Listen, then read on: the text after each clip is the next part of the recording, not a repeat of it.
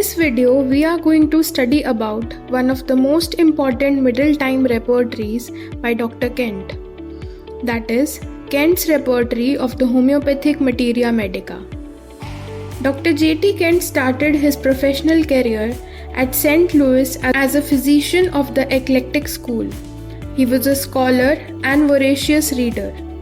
When his wife fell ill in 1878, she did not respond either to eclectic or allopathic modes of treatment, but was completely cured with homeopathic medicine. This converted him to homeopathy. He accepted the philosophy and principles of the system and thus turned out to be a true student of Henneman's organon. His repertory was published in 1897. The number of medicines used in this repertory is 648. He was a great advocate of the use of important generals and individualization in the treatment of patients. Dr. Barthel and Dr. Will Clunker, who authored Synthetic Repertory, viewed Kent's repertory as the most appropriate, most complete, and most reliable of all, and its second edition published in 1908. Dr. Kent was not sure whether his work would undergo the third edition.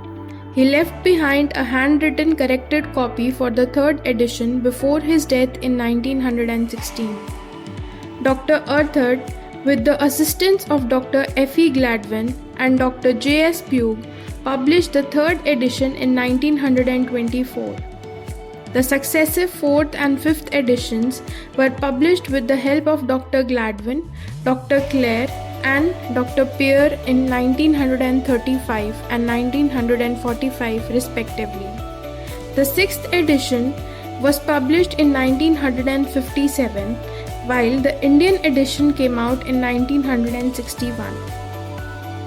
Dr. Perret took the pain of going through it word by word and detected many mistakes in the form of omissions, grading of medicines, and arrangement of rubrics in both Indian and American editions. He corrected it with the help of original work of Kent. Unfortunately, when the book was ready for publication, it was stolen. Dr. Devan Harishchand, an eminent homeopath of India, succeeded in salvaging the manuscripts, which was in a mutilated form. This is supposed to be the 7th edition, but it is generally called the revised first edition or the final general repertory of Kent. Now let's study about the philosophy. He said, man is prior to the organs. Man is the will and the understanding, and the house which he lives in is his body. What is expressed on the part is always preceded by a deviation in the state of health of a person. Such deviations can be known through expressions at the level of generals. Kent's repertory is based on the philosophy of deductive logic, that is, from general to particular. Generals are dealt with in depth followed by particulars. Under the chapter Mind, mental generals are given, and the physical generals are mostly listed under chapter Generalities and a few in other chapters also. Grading system. He has used 3 varieties of typography to indicate gradation. Bold letter carries 3 marks and indicate the first grade. Italics carry 2 marks and indicate the second grade. Ordinary Roman carries 1 mark and indicate the third grade. First grade symptoms are felt strongly by all provers or majority of provers. Second grade symptoms have been brought out by a few provers which are not confirmed but occasionally verified. Third grade symptoms are brought out by provers now and then and are not confirmed by reproving. Now let's talk about chapters. There are altogether 33 chapters. The chapters in Kent's repertory are given in the following order. You can go through it. Now let's read the sum up. The smallest chapter in terms of pages is prostate gland. The largest chapter in terms of pages is extremities. The least number of rubrics, that is 4 rubrics, are only mentioned in hearing chapter. The maximum number of rubrics, that is 529 rubrics, are mentioned under Mind chapter. And the commonest rubric in 37 chapters is pain. Now here it is written 37 chapters. That is because the 5 sub-chapters under the chapter urinary organ are also considered as chapters. So in total, pain is the commonest rubric. When we talk about arrangement of rubrics, a rubric starts with a general symptom or a state with a list of large number of medicines. This is followed by STME, that is side, time, modalities and extension. Wherever rubrics can be divided into sides, the general rubric is followed immediately by side, firstly right, then left. When we talk about time, Kent follows the logic of generals to particular. That is, firstly it mentions the daytime, then morning, followed by forenoon, noon, afternoon, evening, twilight, night and midnight. Modalities. These include different factors which influence the symptoms, and they are arranged as follows: ailments from and alternating with.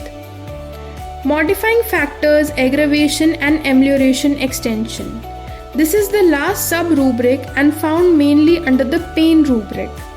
The above order, that is side, time, modalities and extension, is generally followed in each rubric and sub-rubric.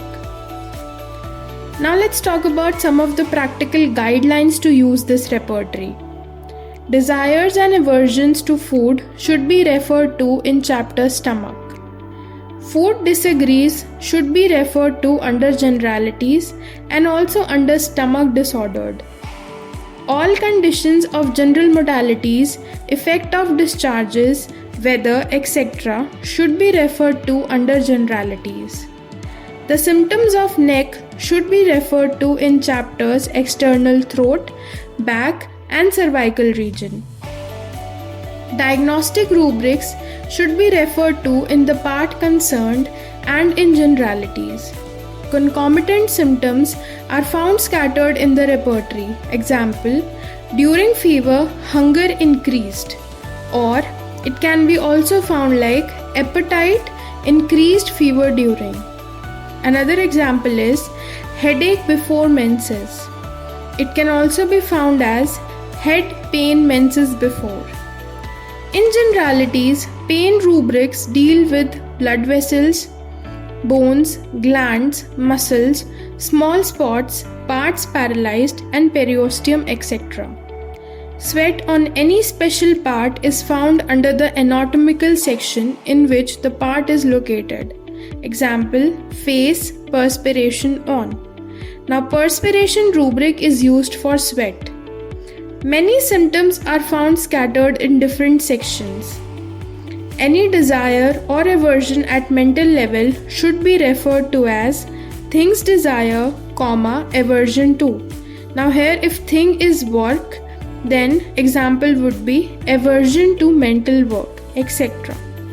Any sensation at general level does not start with the word sensation but starts with the specific sensation.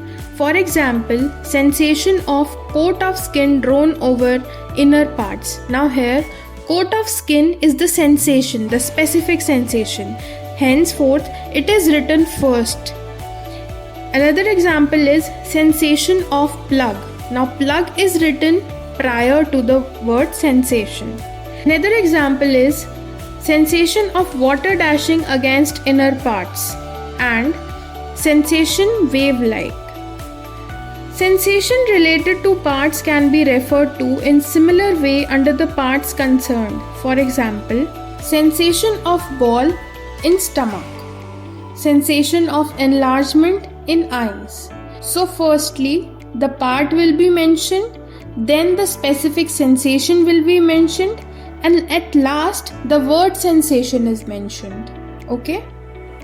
Moving forward, grading of clinical rubrics is present. If the clinical symptom or condition yields very often in almost all the patients, then it should come under first grade. If the clinical condition yields sometimes or often, but not in all cases, then the medicine is placed under second grade. If the clinical symptom or condition yields to the remedy rarely, then remedy is placed under third grade. The classification of hot and chilly remedies is mainly based on general aggravation and general amelioration. There is no single rubric in Kent's repertory to differentiate chilly and hot remedies.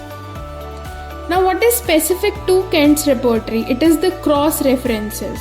Kent has used cross references in his repertory to convert symptoms into appropriate rubrics which have proved helpful to the practitioners. Such cross references are found mainly in Mind chapter, and there are two kinds of cross references used in the repertory. The first one is the synonyms and the second one is similar words. Synonyms. The main rubric contains a synonym in the bracket without giving any medicine against it. Similar words. The main rubrics contain some terms which are similar in meaning. Such rubrics also contain a group of medicines. These help us to compare drugs mentioned at both places. Example, the main rubric is abandoned and the cross-reference given is forsaken. You can go through the other examples on your own. Special features of the repertory. Kent's repertory is based on the philosophy of generals to particulars. It contains 648 medicines in the index. Some study finds that only 591 medicines are used, which is more than the two other repertories in use, that is Therapeutic Pocketbook and Boger's repertory. It has 3 gradations of medicine, that is third grade, second grade and first grade, which is more practical. Mind section contains many rubrics and sub-rubrics. It also contains qualified symptoms. Generalities section is large and elaborate, and it contains many rubrics on general modalities and some rubrics on clinical conditions. It contains most of the symptoms related to parts as well as generals. Sub-rubrics are placed alphabetically according to the arrangement. Cross-references have been inserted wherever Kent thought they would be needed, especially in the Mind section. Now let's look into the criticizing points of the repertory. At some places, general rubrics themselves do not represent the medicines, which are mentioned in the sub-rubrics. For example, fear is a general rubric.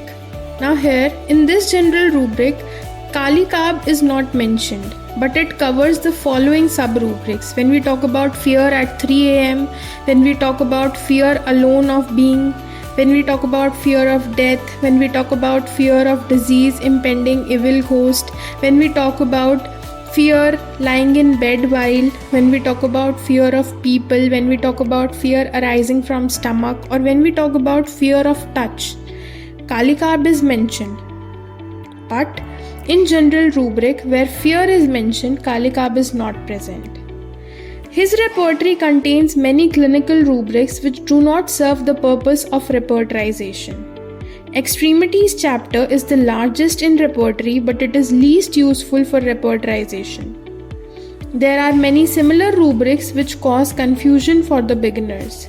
Some rubrics, especially sub-rubrics with similar meaning, appear at different places with slight differences in drugs. For example, do not want the doctor. For this symptom, some rubrics found in the repertory are says he is well, delusion thinks he is well, irritability says not sick and sends the doctor home, obstinate declares there is nothing the matter with him. Modalities, which are the main qualifying factors, list different groups of medicines in the general rubrics and in sub-rubrics. For example, head pain while reading, compare with. Head pain, forehead while reading. In the first rubric, Natramur gets high marks, which is not mentioned in the second rubric. Some general modalities which should be mentioned in generalities also appear in parts. For example, Wetting feet aggravate is mentioned in extremities, and wet feet is mentioned in generalities. Some nosodes are found scattered under some rubrics, but they are not represented well, though Kent used them frequently in his practice. There is overgeneralization, especially in the mind section, and over-particularization. Many rubrics suffer from omission of drugs. Some information which is found in the Materia Medica and even in his lecture on Materia Medica does not find a proper place in his repertory. Thereby, the purpose of indexing remains incomplete. For example, faintness during menses, cyclamen is absent. But in his Materia Medica, this symptom is described under the drug. Many mental rubrics have a single remedy which cannot be used for repertorization. For example, consolation ameliorates, only pulsatilla is mentioned. Kent has given much importance to the thermal condition of the patient, that is, either the patient is chilly, hot, or ambithermal. But unfortunately, there is no single definite rubric which can guide us in this respect. That's all. Thank you for watching.